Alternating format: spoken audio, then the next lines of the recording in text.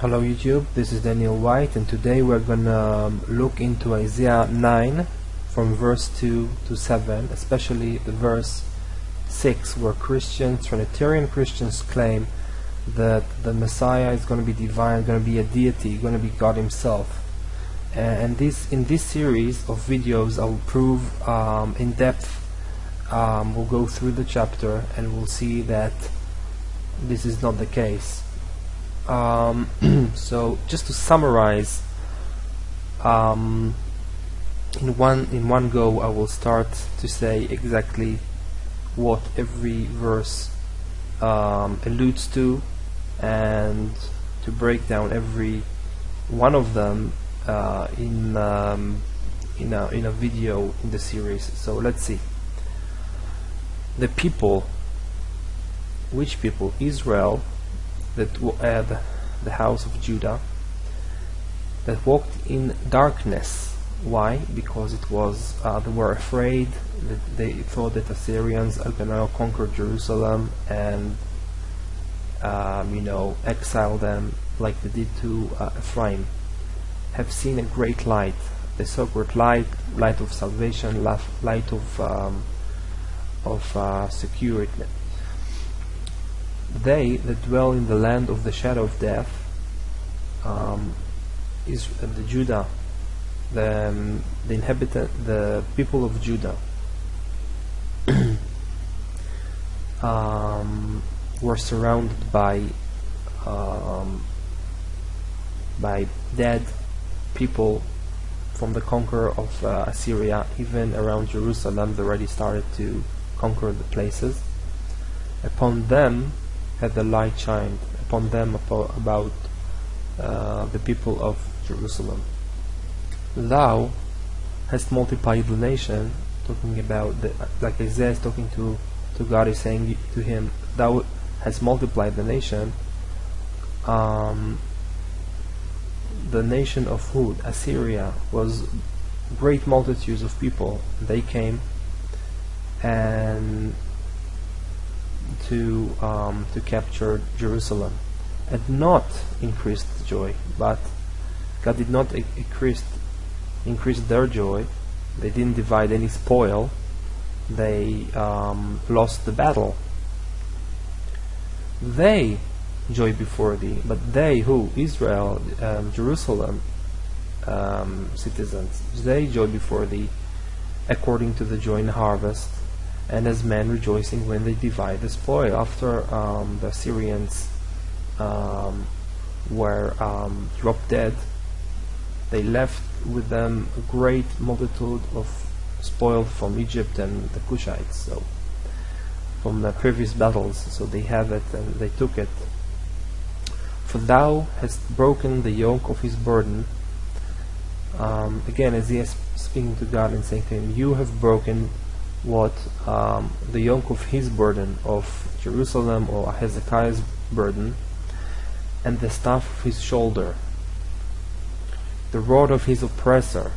Who is the oppressor? The Assyrians that oppressed them, as in the day of Midian. The day of Midian is actually a very known battle Israel had against the Midianites, found in Judges 7. The day of Midian. The day, why day? Because it was the battle was done with, was won in one day, and it was in great multitudes of people. We will see that in the videos, and they divided the spoil at the end. So as in the day of Midian, in a few aspects it will be like the day of Midian. For every battle of the warriors with confused noise, and the garments rolled in blood. The war against Midian was, few people against multitudes, but it was a bloody war. They actually had to fight and make noise and to shed blood. But this war against the Syrians shall be with burning and fuel of fire. And we'll see that Isaiah is alluding to this in the next chapter.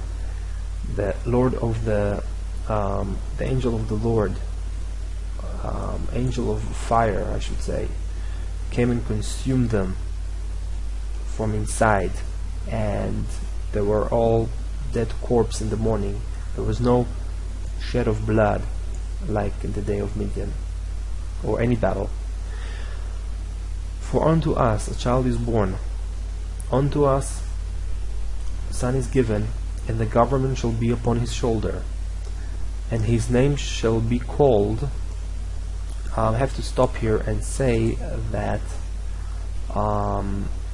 if we look at the text of the Hebrew, we could possibly translate, and his name shall be famous by the wonderful Counselor, the mighty God, the everlasting Father, the Prince of Peace. So let's go from the beginning. For unto us a child is born. Who is it? Is Hezekiah. He was already born. He was alive then. A son is given, and the government shall be upon his shoulder. He will have the government, not the government of the Assyrians upon his shoulder. No, he will have his own government, David government, upon his shoulder. And his name shall be famous by the wonderful Counselor, the mighty God, the everlasting Father, Prince of Peace, because God is gonna fight the battle through the angel, and that's why Hezekiah and his nation is gonna be famous.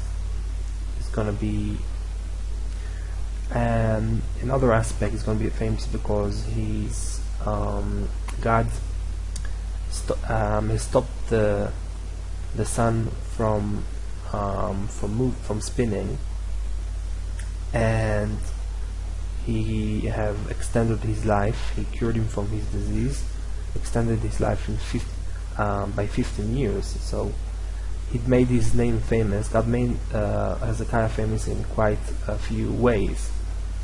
Of the increase of his government and peace, there shall be no end.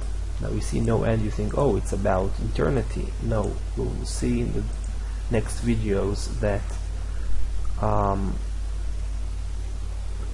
that the word no end appears in a context that it's coming to emphasis a long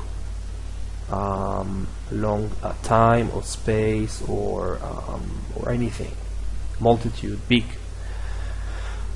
upon the throne of David and upon his kingdom, to order it and to establish it with judgment and with justice from henceforth even forever.